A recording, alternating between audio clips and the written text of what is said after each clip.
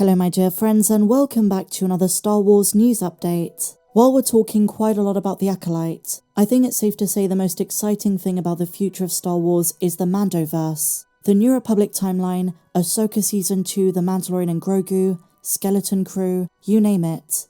And last night, the stars of Ahsoka as well as the creator Dave Filoni himself sat down for an Emmys for Your Consideration conversation panel in LA.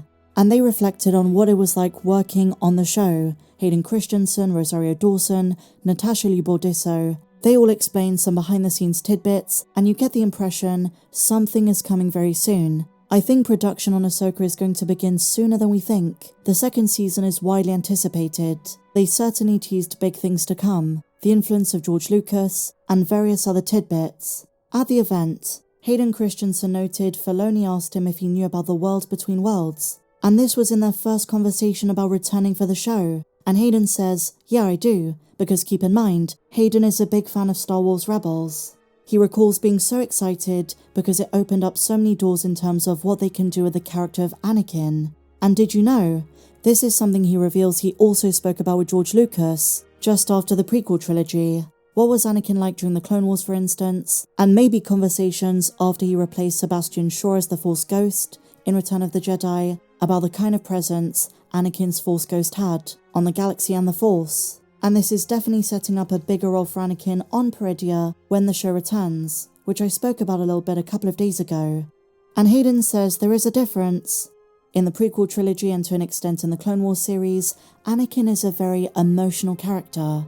But in the World Between Worlds in Shadow Warrior and as a Force Ghost, there is this kind of very interesting balance. He's not as beholden to those emotions that brought about his downfall. In a major way, while he was redeemed by Luke in Return of the Jedi, the Vader side of him still persists. Hayden teases there is a very interesting duality, but quote, in this post-life version, he's aware of those things, but not tied down by them, so it's a different slant. But there's also the consideration that much of what Ahsoka witnessed, and her trial to choose life or death, was symbolic.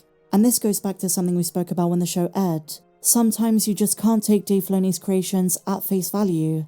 Ahsoka blamed herself for Anakin's turn to the dark, and this was about overcoming that. But credit where it's due, Anakin post-Return of the Jedi is a very difficult character to write. A lot of fans assume he is a saintly Force spirit, but the reality is that the streak of darkness that was always in him persists. It's a part of him, it's just that now he's able to control it and in a sense, ascend beyond it. So what they seem to be teasing for Season 2 is the fact this could connect to the Mortis gods. Anakin's place in the Force is more important than we know. It's a clever bit of visual imagery, and this is just an appetizer.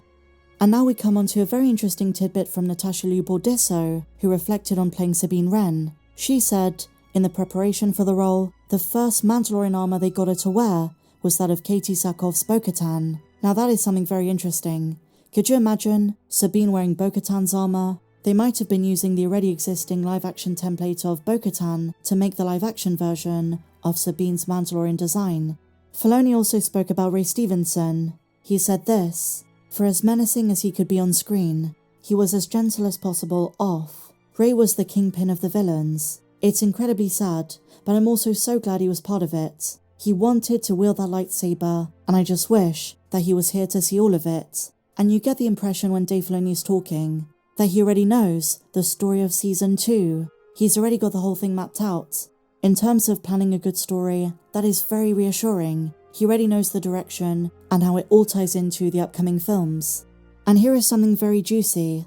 Dave Filoni recalls the advice George Lucas gave to him before making the show. If you can't have fun making it, what can you have fun doing? Reminding him of the position he's in and just to have fun. Ahsoka generally seems to have been a pretty big hit for fans, and you guys know I can't wait for Season 2. So I'm thinking with these kind of panels, and the fact many of these stars have been doing a lot of interviews concerning Ahsoka recently, production might be sooner than we expect, which would be awesome.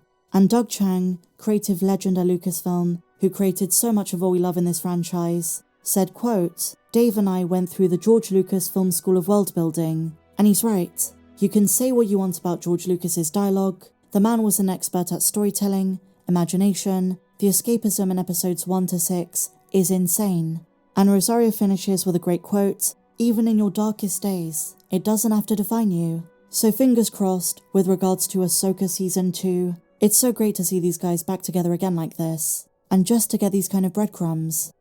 And so on to our next topic, my dear friends, The Acolyte. It drops tomorrow night, or if you're in the UK, Wednesday morning. And you guys know this, I've been very critical about a lot of the reviews, those saying it's perfect, it's peak Star Wars, and didn't know how to criticize the thing. Well, I've come across a very good review that kind of breaks down the good and the bad. This comes from Heavy Spoilers, big channel here on YouTube, a good friend of this channel, and I want to break it down with you. Got to check out the first 2 episodes of The Acolyte, and here's my thoughts.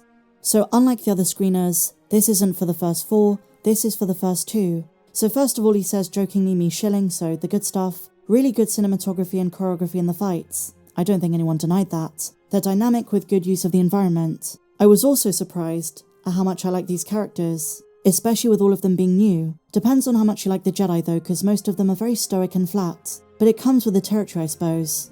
The characters that aren't Jedi really get to shine with their personalities and are the standouts. The whole flatness thing with the Jedi, this is not the first time I've heard about that. That kind of worries me because I was hoping for some quirky Jedi. Them being stoic does make sense. I'm just hoping there is good acting and it radiates a solid Star Wars show. So now onto the stuff he didn't like. Off the back of these 2 episodes, I don't think the murder mystery plot is enough to make this a must-watch so far. There may be stakes added in down the line, but right now it doesn't feel like something you're gonna miss out on by missing. Gets a bit fan-fictiony with the budget. First 10 minutes will be divisive, but it's too spoilery to talk about pre-release. Ooh, my ears packed up. And just a side note, take this as you will. There are some controversial moments in the first 4 episodes, things that bring in aspects of the real world, and I don't know how that's gonna sit with some fans. Is it necessary in Star Wars, I guess? And I'm not talking about the awesome way Star Wars has done politics in the prequels, in Rogue One, in Andor. I'm talking about things that are spoken, that are very much things we can relate to on Earth. I'm not going to say too much about this. He then goes on to say, there is a twist early on that they spend a lot of time with, but if you've seen any of the marketing you'll probably have figured it out, and already be ahead of the show in the first 30 to 40 minutes. I kind of think he's talking about the twins. Now here's the big bit, and this is the part I will undeniably say, no matter if the show is good or bad, is true. If you still like Star Wars, you'll probably enjoy it, but if you checked out, which by the way is quite a lot of fans, I don't know if these 2 will win you back around. Interesting to see where the rest of the season goes. The reason I agree with this so vehemently is because I don't think The Acolyte, with all of the vitriol and controversies, is going to win fans who didn't enjoy the other shows. There are those who won't give it a chance, and based on what we know about the story, as amazing as the budget and the choreography is, it's probably not going to win them back. But what do you guys think? Share your thoughts on everything we spoke about in the comments down below, and did you enjoy today's news update? If you did, please be sure to give me a big fat thumbs up, subscribe if you're new, and I'll see you in the next video. May the Force be with you, always.